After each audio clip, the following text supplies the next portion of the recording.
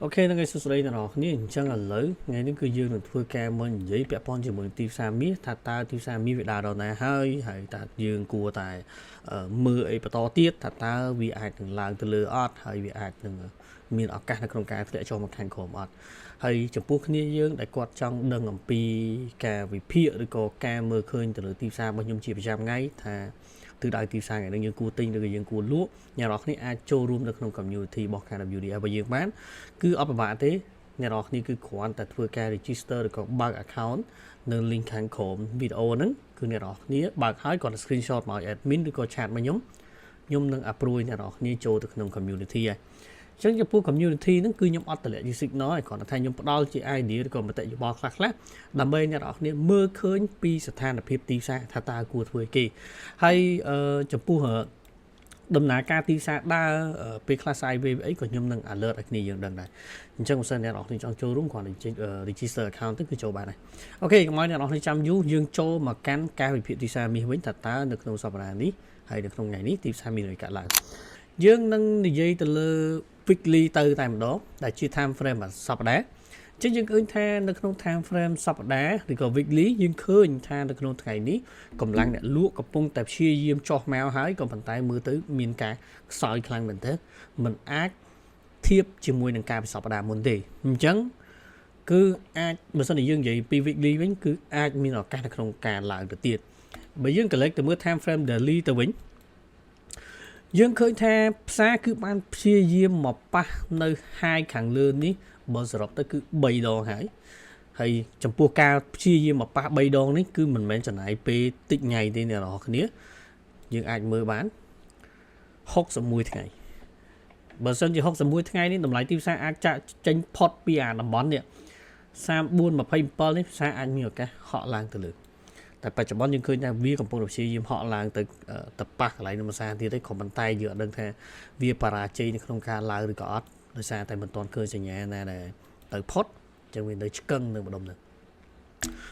យើងកលេចទៅមើល4ម៉ោងវិញយើងឃើញថា4ម៉ោងផ្សារបានធ្វើការ stuck នៅតំបន់នៅ zone នេះ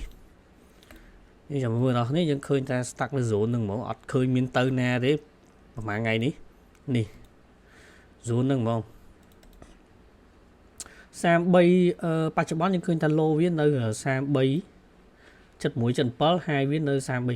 យាយទៅវា stuck នៅម្ដុំហ្នឹងហ្មងហើយចំពោះការ stuck នៅម្ដុំហ្នឹងខ្ញុំគិតថាបើសិនជាវាអាចឡើងក៏វាឡើងទៅច្រើនគូសំតែបើសិនជាវាអាចចេញផុតពីម្ដុំហ្នឹងចុះក៏វាចុះច្រើនគូសំដែរអញ្ចឹងណាបើយើងមើលតាមការពិចារណាហើយដូចយ៉ាងអ្នកគ្នាដឹងអញ្ចឹងសារវាកំពុងផ្សាយវាគ្មាន volume ណាដែលវាខ្លាំង volume sell ក៏អន់ volume buy ក៏អន់អត់អាចជំរុញឲ្យទីផ្សារមានទិសដៅបន្តទៀតទេក៏ប៉ុន្តែបើយើង base ទៅតាម candlestick ឬក៏ prediction យើងឃើញថាកម្លាំងអ្នកលក់ក៏ព្យាយាមដែរគ្រាន់តែនៅចាំកម្លាំងមកប្រើទៀតដើម្បីសម្រេចទៅលើទីផ្សារហើយចំពោះទីផ្សារនេះភាគរយឡើងក៏មានភាគរយចុះក៏មានដែរហើយបើសិនជាយើងក៏លើកទៅមើល time frame 1ម៉ោងវិញយើងឃើញថាកម្លាំងទិញនិងកម្លាំងលក់គឺស្ទើរតែស្មើដៃគ្នាអត់អាចសន្និដ្ឋានបានថាមួយណាដែលល្អជាងទេ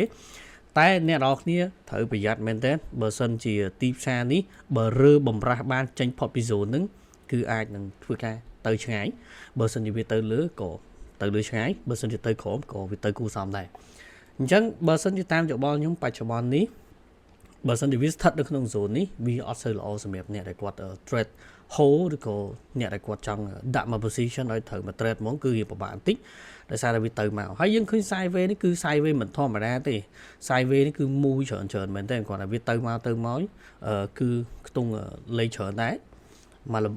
ច្រើននិយាយទៅ sideways នេះគឺ sideways ធំហើយវាមិនមែន sideways តូចទេអញ្ចឹងណាអូខេចុះឥឡូវយើងឃើញថាផ្សារនេះគឺសម្រាប់យើងគិតថាខ្ញុំអត់ទាន់មាន direction ណាអាចចូលបានទេបើសិនបើគ្នាយើងដកដៃសិនទៅមិនទាន់អាចធ្វើការ trade ចាំមើលឲ្យវាចេញផុតពី zone ហ្នឹងសិនយើងត្រូវប្រយ័ត្នទាំងអស់គ្នាសម្រាប់អ្នកដែលគាត់ play buy play sell scalping ឯងគាត់អាចលេងនៅម្ដុំហ្នឹងបានតែបើអ្នកគេ trade តែមក position holding ឲ្យវាត្រូវចំណេញច្រើនមកខ្ញុំគិតថានៅក្នុងឱកាសនេះគឺមិនមែនជាឱកាសល្អទេសម្រាប់យើង trade រងចាំមើលបន្តិចសិនថាតើទីផ្សារអាចមានការប្រែប្រួលអីហើយវាអាចមានឱកាសឡើងទៅលើអត់ឥឡូវខ្ញុំចាំតែ volume ទេបើ volume buy ចូលខ្ញុំមក buy បើសិនជា volume sell ចូលខ្ញុំចាំ sell